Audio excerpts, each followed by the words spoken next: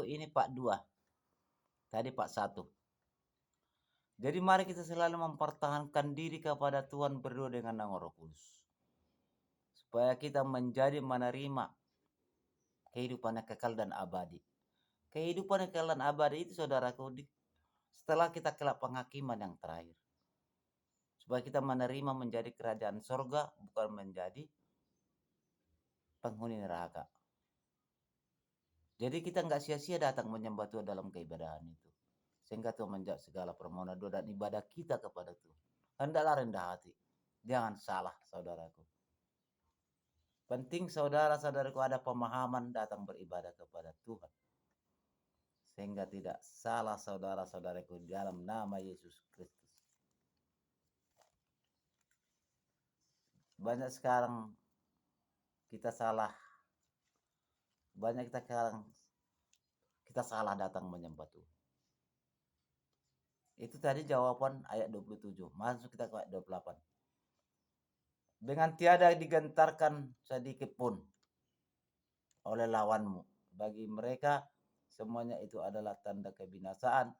Tetapi bagi kamu tanda keselamatan. Dan itulah datangnya dari Allah. Jadi kalau kita bertahan. Di mana dikatakan 28 tadi, berdoa dengan Roh Kudus datang menyembah Tuhan, camkan, tulus menyembah Tuhan, lakukan di dalam prakteknya. Sehingga musuh-musuh kita artinya mereka tahu kekuatan kuasa keajaiban daripada Tuhan menolong kita. Sekalipun kuasa kegelapan selalu menyerang terus.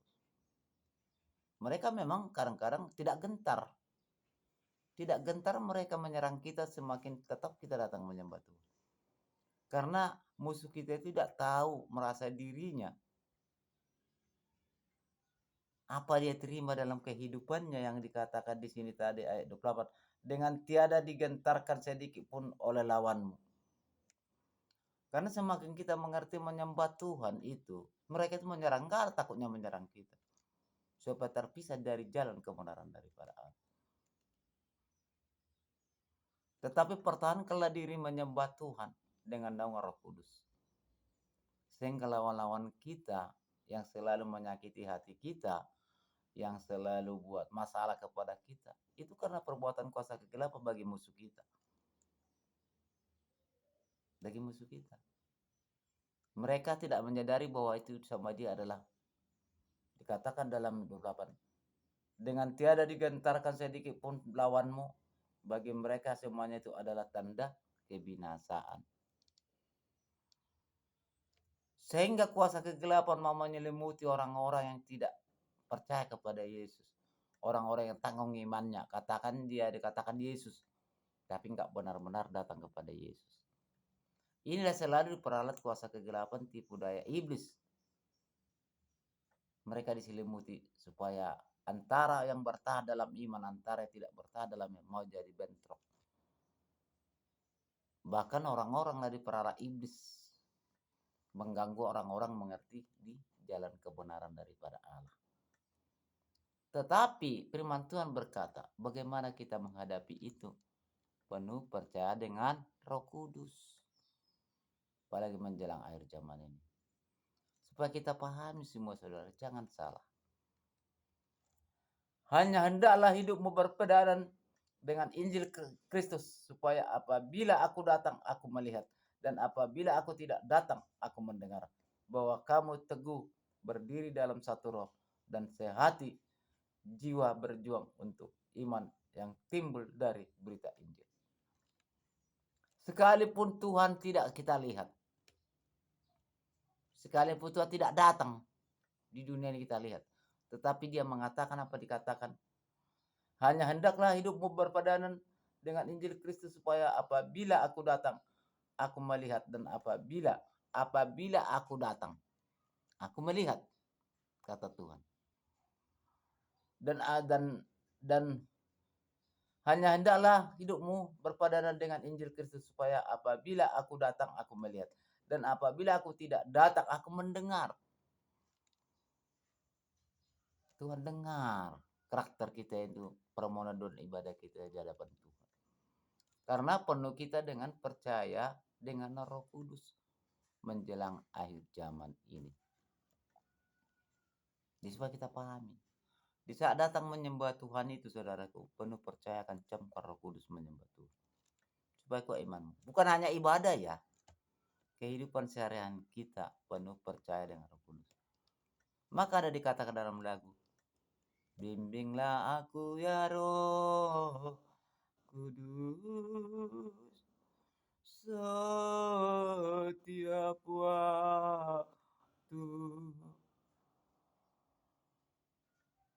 untuk mempertahankan iman kita datang di jalan kebenaran daripada Allah. Supaya kita pahami.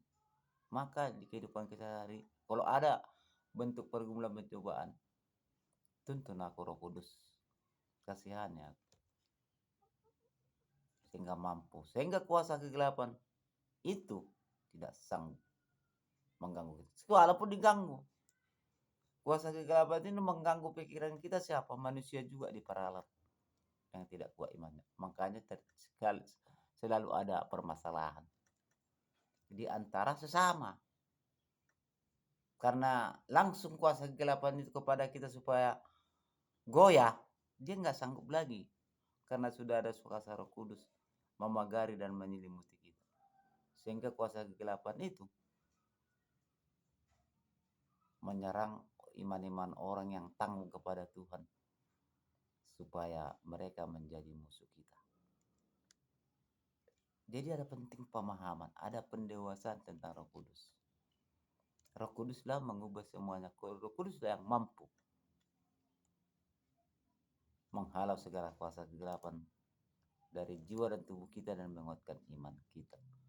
Timbulnya iman dari berita Injil dengan nama Roh Kudus daripada Bapa Surgawi. Maka dikatakan kuatkan iman dan berdoa dengan Roh Kudus. Itu penting, saudara.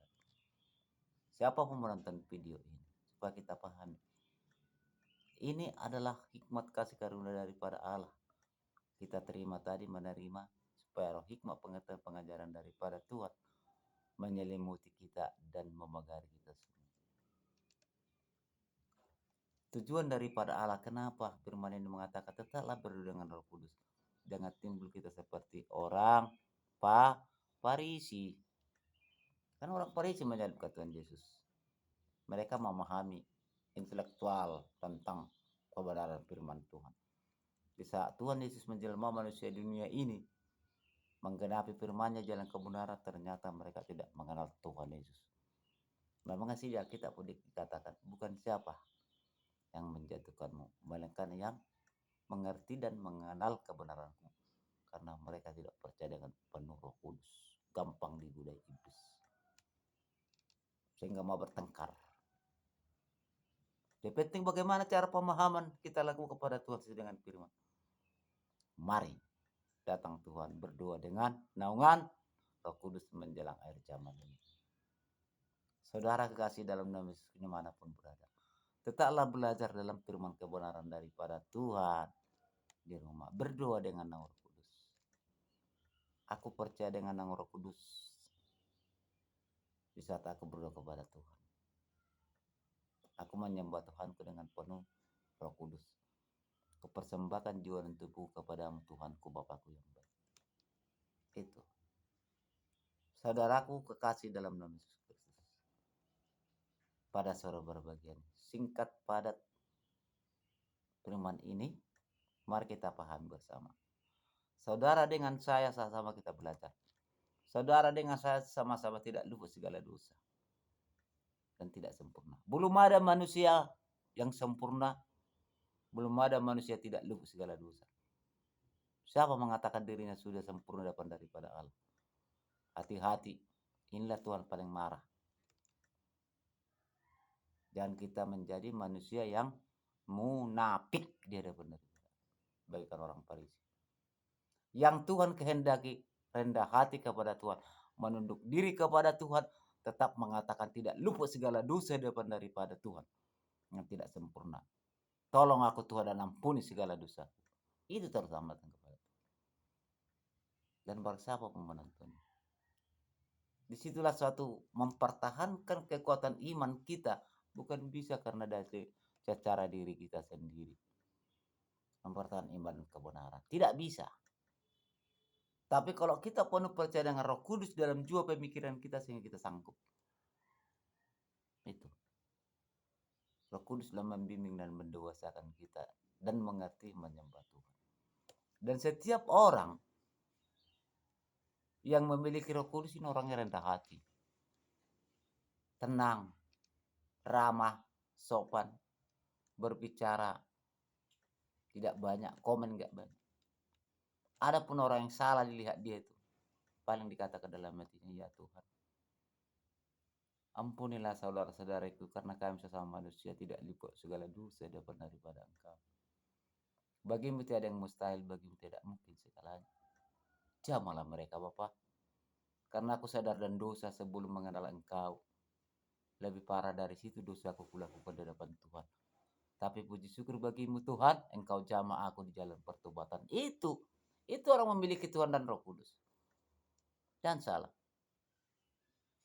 Sepenting ada pemahaman, berjuang, mengerti pendalaman tentang ikut kebenaran daripada Allah. Maka dikatakan dalam firman Tuhan, biarlah orang mati mengkebumikan orang mati. Mungkin saudara kasih dalam menuju kepada saudara berbagian, kita belajar dalam firman Tuhan. Saudara-saudariku dengan saya sama kita belajar. Di sini tidak ada yang pintar dan tidak ada yang pandai. Tetapi kita berdua tadi meminta kepada Tuhan supaya kita dinikmati mendengar berita Injil yang kita pelajari bersama saat ini. Supaya kita pahami. Karena di dunia ada nasihat supaya tetap berjuang. Tentu bagaimana mengejar perjuangan? Firman Tuhan berkata, berdoalah dengan Roh Kudus. Di saat ibadah datang ke mesbah Tuhan, di saat berdoa kita di rumah, saat kita belajar firman Tuhan, menunduk diri, haleluya, Roh Kudus ajari aku dewasakan aku mengerti kebenaran Tuhanku. Ampuni segala dosa aku juga untuk aku persembahkan kepada Engkau dan berkati aku. Gitu. Tapi pun percaya supaya kuasa kegelapan tidak mampu menyerang kita. Percayalah, tidak ada artinya kita datang menyembah Tuhan ibadah kalau tidak penuh percaya kepada Roh Kudus. Bahkan kita firman Tuhan, barang siapa mentiadakan Roh Kudus, maka Tuhan tidak memberikan pengampunan bentuk apapun dalam kehidupannya. Kita pahami semua. Belajar kita saat ini dalam kemarahan daripada Allah. Hindari bersifat kemunafikan. Selalulah menunduk diri, mengaku diri kepada Tuhan, tidak lupa segala dosa di saat datang bersempuh menyembah Tuhan. Percayakan dengan penuh Roh Kudus. Roh Kudus telah memampukan kita datang kepada Tuhan. Roh Kudus telah mengajar kita belajar firman Allah. Roh Kudus telah mengajar kita berdoa dua arah, hubungan manusia dengan Allah, berkomunikasi. Sehingga kita mengerti apa kehendak rencana daripada Allah di saat kita menyembah Dia. Supaya jawaban doa kita dan ibadah kita layak dijawab daripada Allah. Sehingga pulang kita dalam keibadahan itu menerima rahmat Tuhan. Menerima keajaiban. Menerima mujizat. Kita datang kepada Tuhan karena apa? Kita datang kepada mesbah kenapa? Kenapa kita harus datang ke mesbah Tuhan? Kenapa kita datang beribadah kepada Tuhan? Kenapa harus mesbah Tuhan itu kita beribadah? Karena kita manusia berdosa. Karena kita merasa manusia berdosa datang kepada Tuhan. Ada kebersamaan dengan jemaat Tuhan. Bersama pelayan daripada Allah. Datang di mesbah Tuhan menundukkan diri minta pengampunan segala dosa dan kekurangan daripada Allah. Dan menunduk diri memohon kepada Tuhan dengan